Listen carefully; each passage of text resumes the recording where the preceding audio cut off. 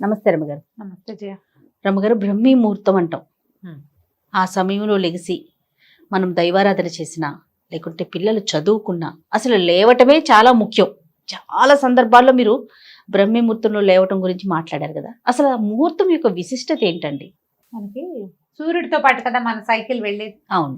ఇది జనరల్ గా చెప్పుకుందాం మనం. ఉమ్, ఉమ్. బ్రాహ్మీ ముహూర్తము, దాని ప్రాశస్త్యము పెద్దవాళ్ళు ఎవరైనా చెప్తూనే ఉంటారు. ఆ. మనం సూర్యుడితోటే మాట్లాడుకుందాం. ఈ సూర్యుడిని హోరా కాలాలు అని చెప్తుంటారు. ఈ హోరలు ఏంటంటే ఒక్కొక్క గ్రహం ఒక్కొక్క సమయంలో యాక్టివ్గా ఉంటుంది. వరుసగా హోరలు మారుతూ ఉంటాయి. ప్రతి రెండు గంటలకి చొప్పున మారుతూ ఉంటాయి, లేదా గంటన్నర చొప్పున మారుతూ ఉంటాయి. ఈ సమయంలో ఈ సమయాల్ని బట్టి మన శరీరంలో ఉన్న అవయవాల పనితీరు కూడా బాగుంటుంది. అవునండి. సూర్యుడి సైకిల్ తోటి బాగుంటుంది. అందుకని మన భోజన వేళలు కూడా దానికి తగ్గట్టుగా రాత్రిపూట తక్కువ తినాలి, మధ్యాహ్నం హెవీగా తినండి, పొద్దున పూట ఇలా తినండి. ఇవన్నీ మనమేంటి సైకిల్ని బట్టే కదా చెప్పారు. అవునా? ఇప్పుడు ఈ బ్రాహ్మీ ముహూర్తం అనేది ఎప్పుడు వస్తుంది? తెల్లవారుజామున 3:30 నుంచి 3:30కి బ్రాహ్మీ ముహూర్తం. బ్రహ్మ ముహూర్తం అంటారు. బ్రహ్మకి సంబంధించింది కాబట్టి బ్రాహ్మీ అని చెప్పారు. బ్రహ్మ ముహూర్తం, బ్రహ్మకి సంబంధించిన ముహూర్తాన్ని బ్రాహ్మీ ముహూర్తము అంటారు. ఇప్పుడు ఈ 3:30 నుంచి 3:30 నుంచో లేచి తెల్లవారుజామున ఆ సమయంలో బ్రెయిన్ యాక్టివ్గా ఉంటుంది. సూర్యుడు రావడానికి ముందు, ఆయన రావడానికి ముందే కదా ఇదంతా జరిగేది. తర్వాత వేగు పొద్దున వెనముద్దలాగా దాన్ని వేగు చుక్క పొడుస్తుంది అని చెప్తారు. ఆ చుక్క పొడిచేసరికల్లా మనం ఈ సైకిల్తో పాటు ఎవడైతే సూర్యుడితో పాటు లేచి సూర్యుడితో పాటు రోజంతా తిరిగి సాయంకాలం పడుకుంటాడో వాడికి బ్రెయిన్ యాక్టివ్గా ఉంటుంది. ఇప్పుడు దీనికి 3:30కి లేవాలనుకుందాం. దానికి ఎప్పుడు పడుకోవాలమ్మా? వాడు ఎప్పుడు తినాలి? ఎప్పుడు తిని ఎప్పుడు పడుకుంటే వాడు 3:30కి లేవగలుగుతాడు?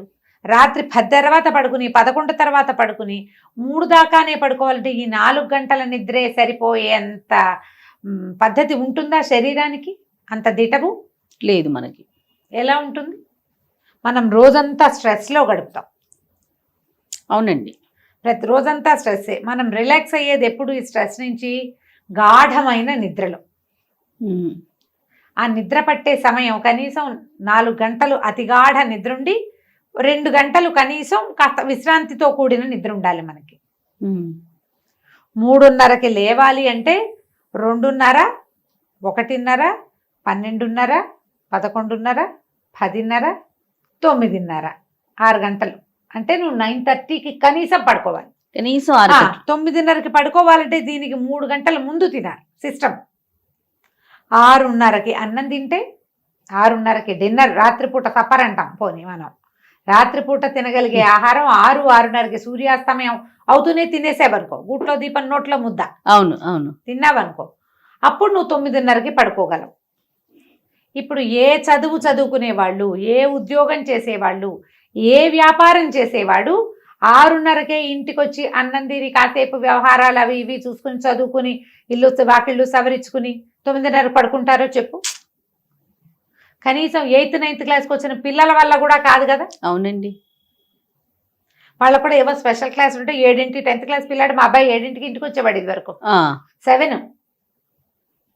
ఈవినింగ్ అక్కడ ఆకలేసి ఏదైనా చిన్న స్నాక్ తినేస్తే 7కి వచ్చి అన్నం తినరు పిల్లలు. అంతే కదా. అన్నం వేళ వెనక్కి వెళ్ళిందా? వీడిని బ్రాహ్మీలో లేవరా, మాహేశ్వరిలో లేవరా అంటే ఎట్లా వేస్తాడమ్మా చెప్పు? చాలా కష్టం రమ్మగారు. ప్రాక్టికల్ గా కష్టం, కానీ ముహూర్తానికి ఉన్న బలం అయితే ముహూర్తానికి ఉంది. పోనీ 3:30 కాదు 4 దాటాక, పోనీ 4 కాదు 5. 5కి లేవాలన్నా నువ్వు రాత్రి 10కి పడుకోవాలి. 10 గంటలకు పడుకునే వాళ్ళు చక్కగా లేస్తారు. చాలా మంది మేము లేస్తున్నాం అని పెడతారు. అవును.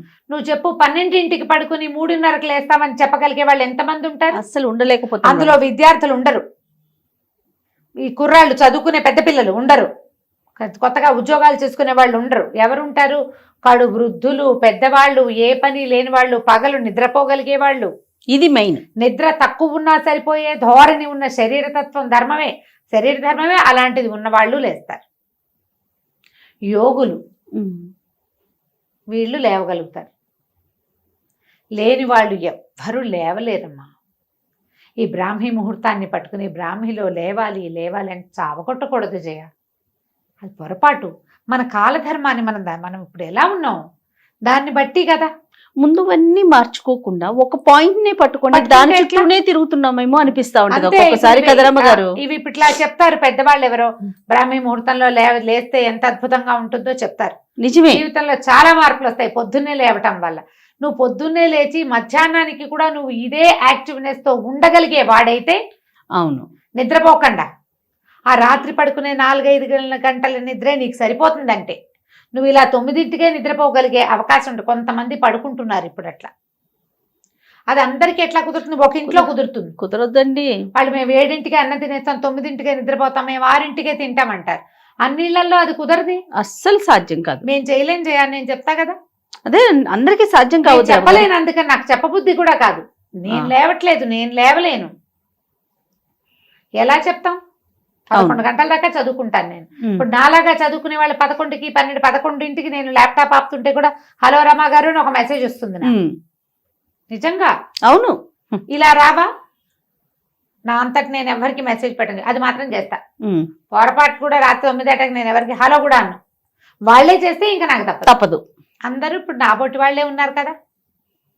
మనం పనులు మానేసుకుని ఆపేసుకుని ఏమీ చేయక్కర్లేదు మనకు. లేదా మనకు పని చేయవలసిన అవసరం లేని పరిస్థితి అయితే నువ్వు అలాగే తొందరగా పడుకుని బ్రాహ్మీ ముహూర్తంలో లేస్తావు. లేదా మధ్యాహ్నప్పుడు ఏదో కాసేపు ఒక అరగంట అట్లా ఒక కొడుకు తీస్తే, పవర్ నాప్ తీస్తే ఓకే అనుకోవచ్చు. ఇంత కొంచెం నిద్ర సరిపోతుంది, అలవాటు చేసుకోవాలి అని చెప్పే మహానుభావులు కూడా కొంతమంది కనిపిస్తారు. అందరికీ సరిపోదు రమ్మగారు, చాలా ఇబ్బంది పడిపోతారు నిద్ర సరిపోతే. ఎంత జబ్బు చేస్తుందో. అవునండి, సరిపడా నిద్ర లేకపోతే జబ్బు చేసినట్టు అయిపోతారు. అవును. మీరు బ్రాహ్మీలో లేవాలంటే 3:30కి లేచి, మీకు ఏదైనా అది ఎవరికి 3:30కి లేచి సంధ్యావందనం చేసుకునే వాళ్ళు, ఓ మంత్రోపదేశం ఉన్నవాళ్ళు, వాళ్ళు ఏదో చేసి దేవుళ్ళకి ఏదైనా చేసుకోవాలి. మిగిలిన వాళ్ళంతా ఎందుకమ్మా హైరానా చెప్పు? ఎందుకు వచ్చిన హైరానా? అది ఇదివరకు కాలంలో ఏం చెప్పేవాళ్ళు? బ్రాహ్మణులు ఈ వ్యవహారాలన్నీ చేసేవాళ్ళు, లోకహితం కోసం యజ్ఞయజనాది క్రియలు చేసేవాళ్ళు. వాళ్ళకి బ్రాహ్మీ ముహూర్తం. సూర్యుడితో పాటు పడుకుని సూర్యుడితో పాటు లేచేవాళ్ళు, సూర్య సంబంధమైన క్రియలు చేసే వాళ్ళందరికీ, అంటే సూర్యుడితో సంబంధించిన వ్యవసాయ ఆధారితమైనటువంటి రకరకాల పనులు చేసేవాళ్ళు, మట్టితో పనిచేసేవాళ్ళు, వీళ్ళందరూ సూర్యుడి కంటే ముందు వేకువజామున లేవటం. తెల్లవారుజామున వెనమంతలాగా వస్తుంది, అది చూస్తారు, లేస్తారు, ఏవో ఇళ్లలో పనులు చేసుకుంటారు, తెల్లవారకుండానే బయలుదేరుతారు. వీళ్ళు ఎప్పుడు పడుకునేవాళ్ళు పాత రోజుల్లో? గూట్లో దీపం నోట్లో ముద్ద. రాత్రుళ్ళు మనకల్లే ఫోన్లా, టీవీలా, ల్యాప్టాప్లా, ఆఫీస్ వర్క్లా, ఏమైనా కాల్సా ఏముండేవి? వాళ్ళు చేశారని మనం కూడా చేయాలంటే ఎలా కుదురుతుంది? ఇలా కంపెల్ చేయకూడదేమో అనుకుంటాను జయ. నా మటుకు నేను చెప్తున్నా కదా, మనం ప్రజల్ని మోసం చేయకూడదు, బలవంతం చేయకూడదు, చెప్పాలి. ఇది ప్రాక్టికాలిటీ. అవును, అవ్వందాన్ని అయిపోతుంది చేసేయాలి, అదే కరెక్ట్ కాదు అంటే అది మారేడికాయ చేయటం కదా. మీరు ఇప్పుడు పొద్దున్నే లేచి ఆ సమయంలో లేవటం వల్ల జాగృతమయ్యే జీవశక్తి ఏంటో మీరు తెలుసుకోదలుచుకుంటే దానికి ముందు రాత్రి పెందరాళే పడుకోవటం మొదలు పెట్టండి. దానికి ముందు తినటం మొదలు పెట్టండి. 6:30-7 అవ్వాలి లోపల 6-6:30 కల్లా అన్నం తినేయండి. మీరు ఏం తింటారో, అన్నం తింటారా, రొట్టెలు తింటారా, జావ తాగుతారా, అంబలి తీసుకుంటున్నారా, ఒట్టి రాగి మాల్టే తీసుకుంటారా, ఏది తీసుకున్నా 7 అవ్వకూడదు. సూర్యాస్తమయం అవుతూనే మీ అన్నం అయిపోవాలి. 9-9:30 కల్లా నిద్రపోండి. దానికి అరగంట ముందే స్క్రీన్ టైం ఆపేయండి. పిల్లల్ని నిద్రపుచ్చుతాం మనం. అప్పుడు పిల్లల్ని నిద్రపుచ్చి మన పనులు మనం చేసుకుంటాం సాధారణంగా. ఇప్పుడు మనం ఏం చేయాలి? ఇలా నిద్రపోతే అప్పుడు మీరుకి పెందరాళే పొద్దున్నే లేచే అలవాటు అవుతుంది. ఇప్పుడు ఎప్పుడు పడుకున్నా నాకు 4కే మెలకు వస్తుంది, గంట కొట్టినట్టు అని చెప్పేవాళ్ళు కొంతమంది ఉంటారు. వాళ్ళ క్లాక్ అట్లా ఫిక్స్ అయిపోయి ఉంటుంది. ఫిక్స్ అయిపోయిన క్లాక్ వాళ్ళకి చెప్పేది ఏమీ లేదమ్మా, మీరు మహానుభావులు, మిమ్మల్ని పొద్దున్నే మీ కాళ్ళకి దండం పెట్టాలి మేము. ఫిక్స్ కాని వాళ్ళ సంగతి. ఇలా చెయ్యాలనుకుంటే కనుక రాత్రి పడుకోండి. శరీరాన్ని శ్రమ పెట్టకూడదు. ప్రధానంగా చెప్తారు శరీరమాద్యం కలు ధర్మ సాధనం అని. మనకు ఇది ఉంటే ఏదైనా చేస్తాం, ఏదైనా చెయ్యి. దీన్ని అనారోగ్యం పాలు చేయబోక, బలవంతం పెట్టద్దు. ఇలా చెయ్యి, రాత్రి పడుకో, పొద్దునేలే. ఈ సమయంలో ఏంటంటే మనకి ప్రపంచం అంతా ఆక్సిజన్తో నిండి ఉంటుంది, ప్రశాంతత ఉంటుంది, శబ్దాలు ఉండవు. ఒక్క ఓంకారం చేసిన ఓం అన్నామంటే మన ఓము మనకే 100 సార్లు వినపడుతుంది. ఒక్క మంత్రం చేసామంటే అది 100 సార్లు చేసినట్టుగా అవుతుంది. సమయం వల్ల సూర్యోదయానికి ముందు ఆ సమయంలో ఉండేటువంటి ఎనర్జీ వేరేగా ఉంటుంది. ఆ సమయంలో చేసేటువంటి మంత్రోచ్చారణ కానీ, దైవ సేవ కానీ, విద్యాభ్యాసం కానీ చాలా మంచి ఫలితాన్ని ఇస్తాయి. హ్యాండ్ రైటింగ్ బాగుండని వాళ్ళు పొద్దున్నే మొహం కడుక్కోకుండా రాసుకోమనేవాడు మా రంగబాబు. హ్యాండ్ రైటింగ్ బాగుండేది కాదు. పొద్దున్నే లేవగానే పొద్దున్నే లేచి 5ంటికి లేచి మొహం కడుక్కోవద్దు, కూర్చుని రాసుకో ఓకే అని రాస్తే అప్పుడు హ్యాండ్ రైటింగ్ బాగుంటుందని. బాగుందిగా. ఇలా ఏవైనా చెయ్యాలి. ఇప్పుడు ఏదైనా మంత్రోపదేశాలు అవి ఉన్న వాళ్ళకి మనం చెప్పేది లేదు, వాళ్ళు ఎలాగూ లేస్తారు. ఎర్లీ మార్నింగ్ లేవటం ఎప్పుడు కూడా సూర్యుడి కంటే ముందు లేవడం చాలా ఆరోగ్యకరం. అది బ్రెయిన్కి మంచిది, శరీరానికి మంచిది. రోజు చాలా మిగిలిపోతుంది మనకి. అవును. లేటుగా లేస్తే ఏముంది, బద్ధకం మిగులుతుంది, సమయం మిగలదు, వేస్టేజ్ ఎక్కువ ఉంటుంది. మనకి అలా లేటుగా లేవటం అనేది ఒకటి ఫిక్స్ అయిపోతుంది బ్రెయిన్. ఆ లేటుగానే లేస్తాం, ఎప్పుడు పడుకున్నా లేటుగానే లేస్తూ ఉంటాం. దానికి ఫిక్స్ చెయ్యొద్దు. కానీ ఈ బ్రాహ్మిలో లేవాలని మీరు 1 గంటకు పడుకుని 3:30కి లేచి కూర్చుని ఏం చేస్తారు, కళ్ళు పడిపోతూ ఉంటాయి, ఒళ్ళు వాలిపోతూ ఉంటుంది. ఎందుకు? అది మైండ్ యాక్టివ్ గా వర్క్ చేయదండి. ఉండదు. నువ్వు సరిపడా నిద్రిస్తే, నిద్ర కనుక ఇస్తే షార్ప్ గా ఉంటాం, బ్రెయిన్ షార్ప్ గా ఉంటుంది. ఆ సమయంలో ఉండేటువంటి పాజిటివ్ ఎనర్జీని మన మైండ్ అండ్ సోల్ తీసుకోగలుగుతాయి. అవును. ఫిట్గా ఉంటాం. అప్పుడే కాస్త ఎక్సర్సైజ్ చేయడానికో, కొంచెం యోగా చేయడానికో, కాస్త వాకింగ్ చేసుకోవడానికో, అవకాశం, కాస్త దేవతార్చన చేసుకోవడానికో ప్రశాంతంగా 3:30కి లేచి ఇంట్లో సామాన్లు సవరిస్తా, ఇల్లు ఉడుస్తా అంటే మిగిలిన వాళ్ళు తిట్టిపోస్తారు.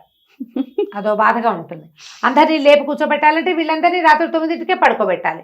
మీ వల్ల అయితే చేయండి. వాళ్ళు ఎవరో చెప్పారు చేయకపోతే కుదరదు, అందుకే వాళ్ళని వినమన్నాను అని. ఇంట్లో ఒక్కళ్ళకి అది నచ్చుతుంది. ఇది ఆ చేయగలిగే వాళ్ళకి, ఏ పని లేని వాళ్ళకి, రాత్రిపూట ఏ వ్యవహారం చేయక్కర్లేని వాళ్ళకి నచ్చుతాయి అవన్నీ. మిగతా వాళ్ళకండి తెల్లారితే ఉరుకులు పరుగులు కదా రమ్మగారు.